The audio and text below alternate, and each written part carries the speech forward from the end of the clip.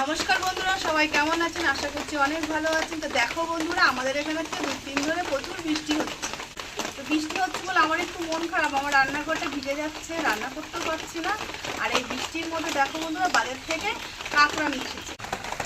তো কাঁকড়া মাছগুলো আমি কেটে বেছে ধুয়ে নিয়েছি। টাপটুপ করে বৃষ্টি হচ্ছে, বৃষ্টির আওয়াজও হচ্ছে বন্ধুরা। তো আমি রান্নার জন্য সব কিছু রেডি করে নিয়ে রান্নাঘরে চলে এসেছি। এই কাঁকড়া মাছ আমি মাংসের মতো করে রান্না করব। প্রথমে আমি কাঁকড়া মাছের মশলা মাখিয়ে নেব। এখানে আদা আর রসুন বাটা দিয়ে দেব। এবার দেবো পেঁয়াজ কুচি। এখানে গোটা ধনে, গোটা জিরে, শুকনো লঙ্কা বাটা দিয়ে দেব। এবার দেবো হলুদ গুঁড়ো পরিমাণ মতো, দিয়ে দেবো স্বাদ মতো লবণ,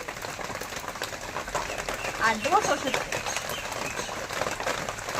এবার দেবো টমেটো কুচি। এবার দেবো চেরা কাঁচা লঙ্কা। এবার হাত দিয়ে ভালো করে মাখিয়ে নেব।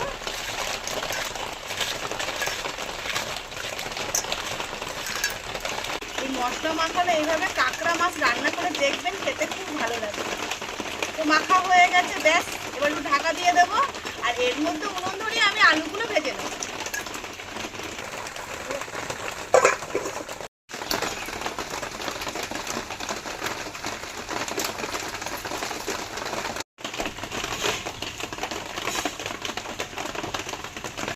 উনুন ধরে গেল, এবার কড়াই বসিয়ে দেবো উনুনে। কড়াইতে এবার সরষের তেল দিয়ে দেবো।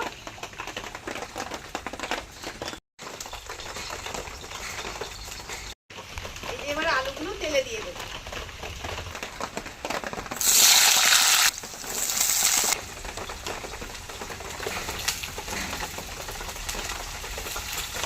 এবার দেবো হলুদ গুঁড়ো আর দেবো লবণ, চালিয়ে তেলের সাথে ভেজে নেব।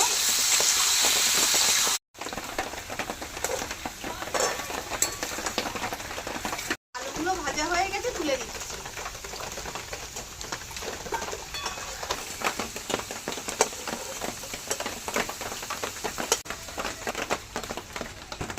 ফোড়নে দেবো গোটা জিরে, গোটা গরম মশলা। এবার দেবো পেঁয়াজ কুচি। কিছু পেঁয়াজ আমি মশলা কাঁকড়ার সাথে মাখিয়ে নিয়েছি, আর কিছু পেঁয়াজ আমি তেলে ভেজে নিয়েছি। এইভাবে রান্না করলে তরকারিতে স্বাদ বেড়ে যায়। ফোড়ন দেওয়া তেলে পেঁয়াজগুলি ভাজা হয়ে গেছে। এবার কাঁকড়াতে মশলা মাখিয়ে রেখেছিলাম, মশলা মাখানো কাঁকড়া পেঁয়াজ তেলে দিয়ে দেবো।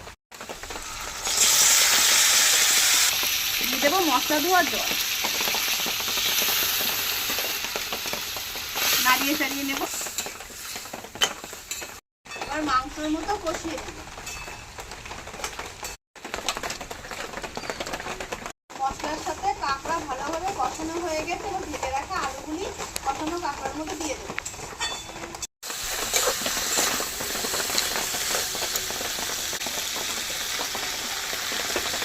আবার একটু ভালো করে নাড়িয়ে চাড়িয়ে নেব। কষানো কাঁকড়ার মধ্যে আলু দেওয়া হয়ে গেছে। এবার জল দিয়ে দেবো।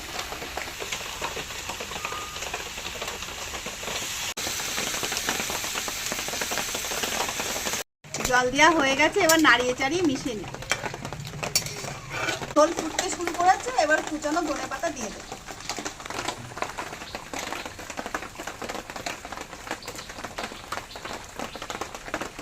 এবার ওপর থেকে ঢাকা দিয়ে দেবো। ঢাকা দিয়ে দিয়ে রান্না করলে বন্ধুরা তরকারি ঝোলের সাথে ভালোভাবে মজে যায়, আর খেতেও স্বাদ হয়।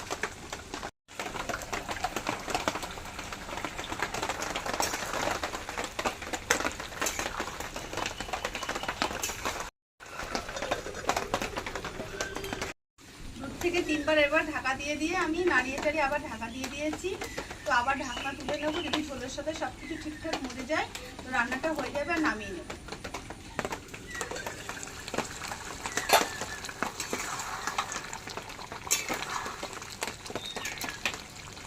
আলুটা গলে গেছে, সবকিছু মনে হচ্ছে ঠিকঠাক মজে গেছে। তো নামানোর আগে আবার অল্প একটু চিনি দেবো, দিয়ে নাড়িয়ে চাড়িয়ে মিশিয়ে নিয়ে নামিয়ে নেব। 1 চিমটি চিনি নামিয়ে নিচ্ছি।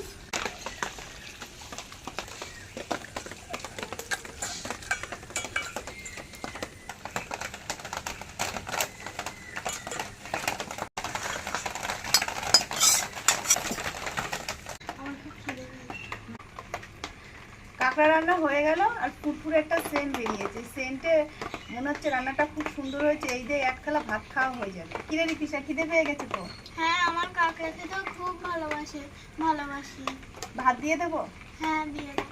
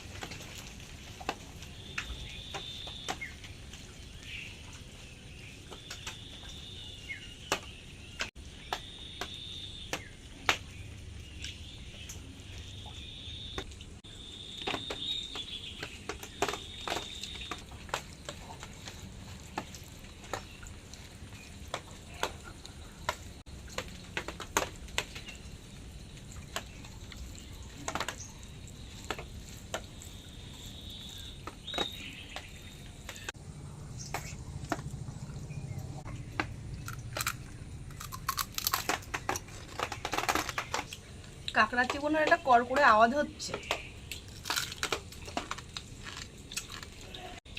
খুব সুন্দর লাগছে কাঁকড়া খেতে।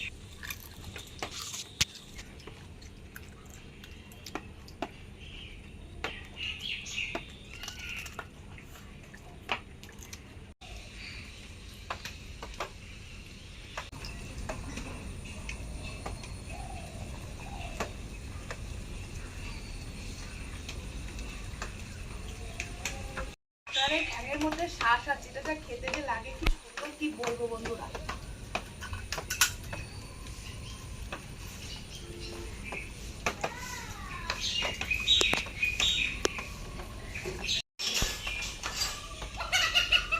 রান্না ভালো হয়েছে রিতিশা? খুব সুন্দর হয়েছে।